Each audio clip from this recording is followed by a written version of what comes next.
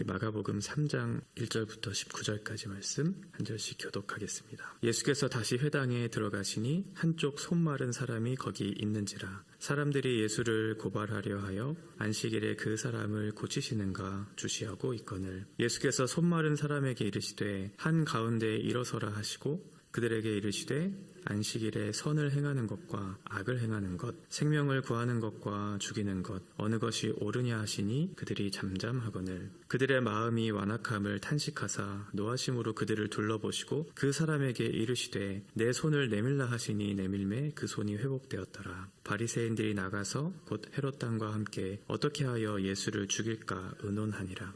예수께서 제자들과 함께 바다로 물러가시니 갈릴리에서 큰 무리가 따르며 유대와 예루살렘과 이두메와 요단강 건너편과 또 두로와 시돈 근처에서 많은 무리가 그가 하신 큰 일을 듣고 나아오는지라. 예수께서 무리가 에워싸 미는 것을 피하기 위하여 작은 배를 대게 하도록 제자들에게 명하셨으니 이는 많은 사람을 고치셨으므로 병으로 고생하는 자들이 예수를 만지고자 하여 몰려왔음이더라. 더러운 귀신들도 어느 때든지 예수를 보면 그 앞에 엎드려 부르짖어 이르되 당신은 하나님의 아들이니이다 하니 예수께서 자기를 나타내지 말라고 많이 경고하시니라. 또 산에 오르사 자기가 원하는 자들을 부르시니 나아온지라. 이에 12를 세우셨으니 이는 자기와 함께 있게 하시고 또 보내사 전도도 하며 귀신을 내쫓는 권능도 가지게 하려 하심이러라. 이 12를 세우셨으니 시몬에게는 베드로란 이름을 더하셨고 또 세베대의 아들 야고보와 야고보의 형제 요한이니 이 둘을 더하셨으며 또 안드레와 빌립과 바돌로메와 마테와 도마와 알페오의 아들 야고보와 및 다데오와 가나안인 시몬이며 또 가롯 유다니 이는 예수를 판 자더라. 아멘. 예수님께서 계속해서 하나님 나라를 선포하고 계십니다. 귀신을 쫓아내시고 병을 고치시는 그런 권세들을 계속해서 나타내고 있죠. 하나님 나라의 복음이 시작되었고 이것이 하나님 나라의 복음의 특징이다라는 것을 이제 계속 말과 행동으로서 증거해 나가고 계세요. 그럴수록 예수님 반대편에 서 있는 사람들이 계속 대적하는 그런 일들이 일어나요. 특별히 종교 지도자들이었던 사람들이 예수님의 반대의 편에 서서 예수님을 죽이려고 하는 그런 일들이 일어나죠. 율법을 소유했고 율법을 잘 지키고 있어서 많은 사람들로부터 칭찬받고 존경받았던 사람들이었기 때문에 자신의 자리가 지금 위협받고 있다고 아마 생각했던 것 같아요. 자기보다 더 뛰어난 어떤 선지자적 사명을 감당하고 있는 예수의 모습, 그 예수를 보면서 많은 무리들이 예수를 쫓다 보니까 자기가 그동안 가지고 있었던, 누리고 있었던 그런 것들을 다 이제 내어줘야 하는 위협적인 존재로 예수님을 판단하기 시작했던 것이죠. 그런 중에 어제 우리가 보았던 것처럼 2장부터 안식일 논쟁이 이어지고 오늘은 두 번째 안식일 논쟁, 3장 1절부터 6절까지 안식일 논쟁이 이어지고 있는 그런 장면이 보여집니다. 그 결과 어떠한 일이 일어나냐면 6절에 보면 예수를 어떻게 하면 우리가 죽일 수 있을까? 그러니까 지금 이 사람들의 관심은 자기의 어떤 자리예요. 자기의 기득권을 챙기기 위해서 그것에 방해가 되는 사람을 어떻게 하면 제거할 수 있을까? 이렇게 생각하고 있는 사람이죠. 그런데 반대로 예수님께서는 지금 병고침, 귀신을 쫓아내는 그리고 죄사함의 권세를 계속해서 이렇게 일으켜 세우는 이유는 뭐냐면 결국 사람을 살리기 위해서 그 일을 하고 계시거든요. 그러니까 예수님은 누군가를 살리고 계시고 지금 종교 지도자들은 자기를 위해서 예수님을 죽이려고 하는 전혀 반대되는 그런 일을 하고 있는 거죠. 안식일에 손 마른 한 사람이 있었어요. 오랫동안 아마 그 손이 굳어 있어서 태어날 때부터 그런 병을 가지고 있던지 아니면 오랫동안 그 일이 있었던지 자세한 건 모르지만 어쨌든 오랜 시간 고통을 당하고 있는 한 사람, 이 사람을 고쳐야 되는가 말아야 되는가 하는 그런 문제가 있었던 거죠. 사람들이 예수님을 주목하기 시작해요. 예수가 안식일에 저 사람을 고치는가를 계속해서 주목하는 거죠. 왜냐하면 그 이유는 예수님을 고발하려고. 고발한 목적은 뭐냐면 예수님을 죽이려고 하는 거죠. 그러니까 지금 이 사람들의 목표는 분명해요. 예수님을 죽여야 자기의 기득권을 세우고 많은 사람들로부터 칭찬을 받는 그런 일들이 있을 테니까 예수님을 어떻게 하면 죽일 수 있을까 혈안되어 있는 사람이죠. 그래서 예수님이 물어요. 안식일에 선을 행하는 것과 악을 행하는 것 중에 어떤 것이 옳으냐? 안식일에 생명을 살리는 것과 생명을 죽이는 것 중에 어떤 것이 옳으냐라고 묻죠. 거기에 대해서 아무도 대답하지 못해요. 너무나 명백한 그런 답을 요구하고 있기 때문에 그렇죠. 선을 행하고 생명을 살리는 것이 너무나 좋은 일인데 이 사람들은 지금 마음속에 악을 행하고 사람을 죽이려고 하는 그 마음을 건드신 거잖아요. 예수님께서.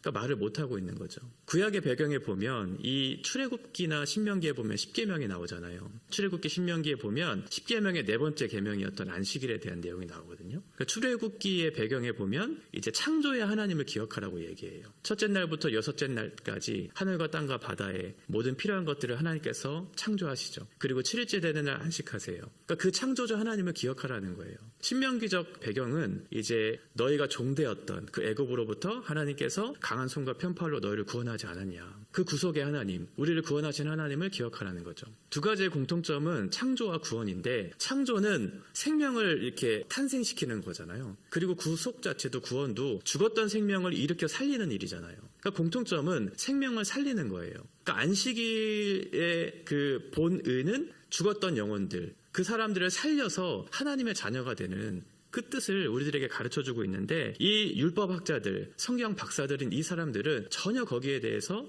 그 의미를 잘 모르고 있었던 사람들이죠. 예수님 질문에 대한 정답, 선을 행하고 생명을 살리는 것이 옳다. 2장 27절에서도 얘기했던 것처럼 안식일이 왜 있냐면 사람을 위해서 존재하는 거거든요. 그러니까 사람을 위한다는 건 사람이 살아내기 위한, 살려내기 위한 목적으로 그 율법 규정이 주어진 건데 그 율법을 통해서 계속해서 사람을 죽이려고 하는 것이 옳은가 묻고 있는 거죠. 바리새인들과 헤롯 당원들은 이 안식일 논쟁을 하고 있는 과정 속에 예수님을 죽이려고 하고 있어요. 사실 이들은 적대적인 관계에 있었던 사람들이거든요. 바리새인들은 로마에 반대되는 그런 입장에 적대적인 사람들이었어요.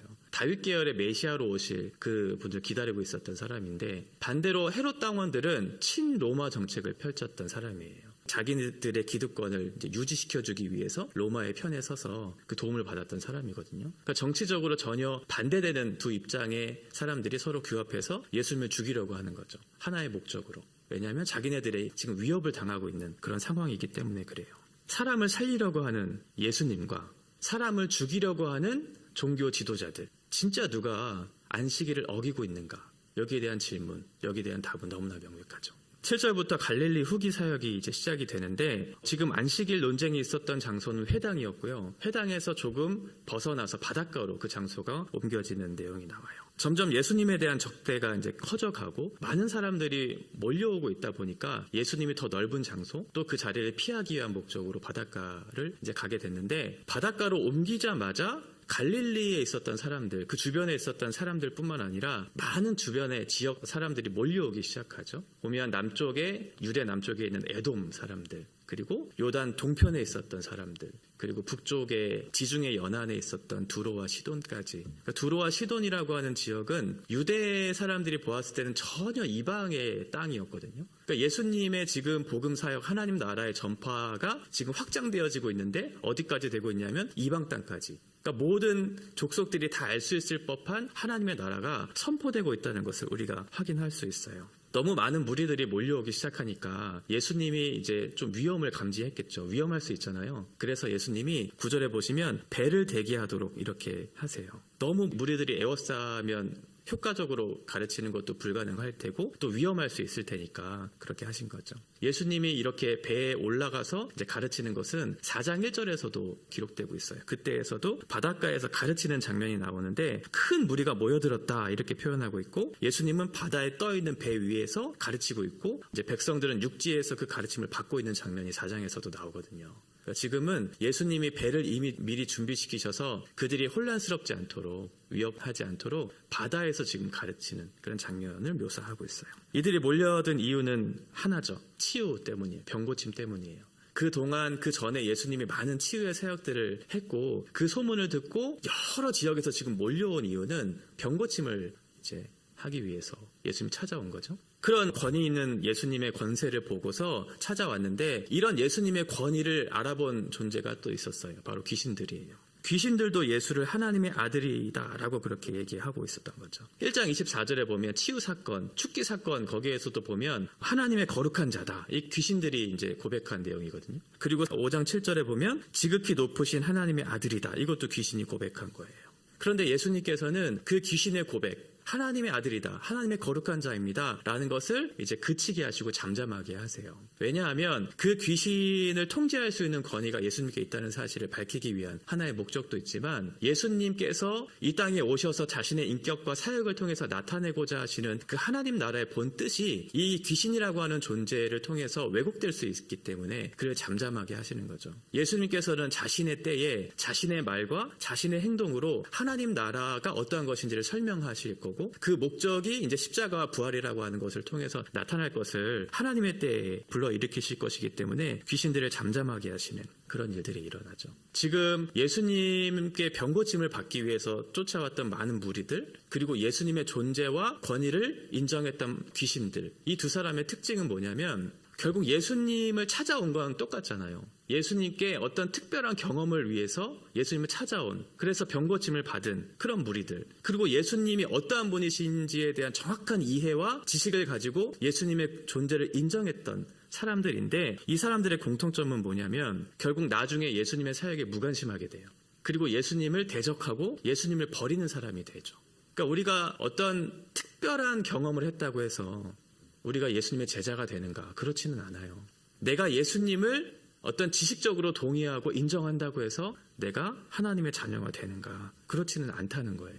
이들도 하나님을 특별히 경험했고 하나님을 알았어요. 그럼에도 불구하고 나중에는 예수님을 대적하는, 예수님을 버리는 자리에 있었던 사람들이거든요. 그런데 이와 대조적으로 13절부터 19절에 나오는 제자들은 달랐어요. 앞에서는 5명의 제자들이 세워졌고 이제 나머지 제자들이 세워지는 장면이 나오죠. 그런데 여기 유심히 보시면 제자들이라고 하는 것과 무리라고 하는 이 표현을 다르게 하고 있다는 거예요. 구분하고 있다는 거죠. 제자들, 마테타이라고 하는 이 말은 12제자만을 지칭해서 하는 말이에요.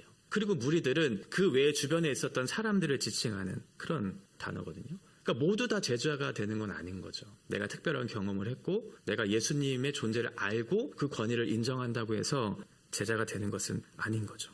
이 10이라고 하는 것은 이스라엘에게 있어서 특별한 숫자죠. 구약에는 12지파를 상징하는 것이었으니까요. 그래서 의도적으로 12명의 제자들, 나중에 사도가 되죠. 12명의 사도들을 세운 이유가 있었던 거죠. 이제 이 12사도들을 통해서 새롭게 회복될, 이스라엘에 새롭게 회복될 그런 상징적인 이미지를 10이라고 하는 숫자를 통해서 이제 말씀해 주고자 하는 그런 내용입니다. 13절에 보면 예수님이 제자들을 부르시죠. 제자들이 선택한 것이 아니라 예수님이 직접 부르셔요. 예수님의 주권적인 선택, 당신의 권위를 나타내 보여주시는데 산이라고 하는 이미지를 보여주고 있어요. 산으로 부르셔서 이제 제자들을 가르치죠. 유대인들에게 있어서 산이라고 하는 것은 굉장히 좀 특별한 의미가 있었거든요. 그러니까 여기서 산이라고 표현했지만 사실은 우리가 생각하는 높은 그런 산이라기보다는 언덕을 생각하시면 돼요. 그 언덕이라고 하는 그곳에서 이제 제자들을 가르치죠. 유대인들에게 있어서 산은 어떤 신의 산의 어떤 이미지가 있거든요.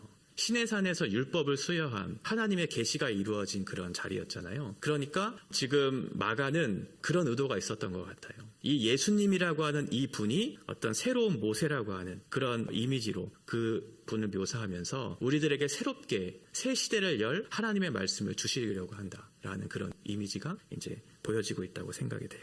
이들을 부르셔서 하나님께서 특별히 하시고자 하시는 일들이 있었죠. 이들을 부르신 이유는 총 3가지로 나오는데, 첫 번째는 14절에서 얘기하고 있는 것처럼 당신과 함께하기 위함이다, 이렇게 얘기하고 있습니다. 그러니까 예수님의 제자가 되기 위한 하나의 조건은 뭐냐면 예수님과 함께하는 거죠. 예수님과 함께하면서 예수님의 가르침을 직접 받고 예수님의 모습을 보면서 그분의 인격 속에 담겨져 있는 그것들을 배워나가면서 그분이 하시고자 하시는 일이 무엇인지를 배우고 함께 그 일을 하는 거죠. 두 번째는 하나님 나라의 복음을 선포하는 것. 제자를 부르신 이유는 분명해요. 그들을 통해서 이제 예수님이 전하고자 하시는 그 복음, 그 전도의 사명을 감당하기 위해서 제자들을 부르셨고, 마지막 3번째는 귀신을 쫓아내시는, 그러니까 예수님이 이미 하셨던 일들을 너희도 함께 하기 위해서 예수님이 함께 부르셔서 동역하기를 원하셨다는 거죠. 우리가 예수님을 따라서 복음을 전하고 많은 사람들에게 마음의 어떤 병을 위로하고 하는 일들, 우리가 해야 되는 일이죠. 그런데 중요한 건 예수님과 함께 하는 거예요. 우리의 경험과 우리의 지식과 우리의 논리로 이렇게 하면 되겠지가 아니고 예수님께서 가르쳐 주시는, 예수님의 가르침을 받고 나서 그 일을 했잖아요. 우리도 마찬가지로 하나님의 말씀을 듣고 제대로 된 말씀을 가르침을 받고 나서 하나님의 마음과 하나님의 뜻이 무엇인지를 알고 하나님께서 원하시는 자리에 나아가서 전도하고 사람들을 고쳐가는 그 일들을 감당해야 되겠죠. 오늘 본문은 그리스도인, 제자로 부르심을 받은 사람들이 어떻게 삶을 살아야 하는가에 대한 부분들을 얘기해주고 있어요. 첫 번째는 안식으로 부르신 예수님, 사람을 살리기 위해서 이 땅에 오신 예수님처럼 우리도 사람을 살리는 일을 위해서 부르심을 받았다는 것을 기억해야 된다는 거죠. 두 번째는 제자가 된다는 거예요. 제자가 된다는 건 어떻게 제자가 되는가? 내가 교회에 나와 하나님의 말씀을 듣고 그분의 존재를 인정하고 받아들이고, 이게 우리가 제자가 되는 조건이 아니고 하나님 나라의 통치를 받아들이고 그분께 순종하는 거죠. 회개와 믿음이 필요하다는 거예요. 그래야 진정한 제자가 되는 거죠. 마지막 세 번째는 우리도 하나님의 보내심을 받은 제자답게 사람을 살리는 복음의 현장 속에 동참하는 일들을 감당해야 된다. 이렇게 세 가지로 요약할 수 있을 것 같아요. 안식이 필요한 많은 사람들이 우리 주변에 있죠. 그 사람들에게 어떻게 복음을 전해야 할까? 우리 안에 있는 말, 행동으로서 복음이 왜곡되지 않도록 그들에게 찾아가서 복음을 전할 때 그들에게 참으로 생명의 역사가 어떠한 것인지를 그들 또한 알 수 있도록 우리를 보내셨다는 것을 오늘 하루도 기억하셔야겠죠. 우리에게 주신 중요한 사명, 우리가 책임있게 살아야 하는 이유, 예수님처럼 예수님이 우리에게 요구하시는 그 복된 사명이 있기 때문에 그래요.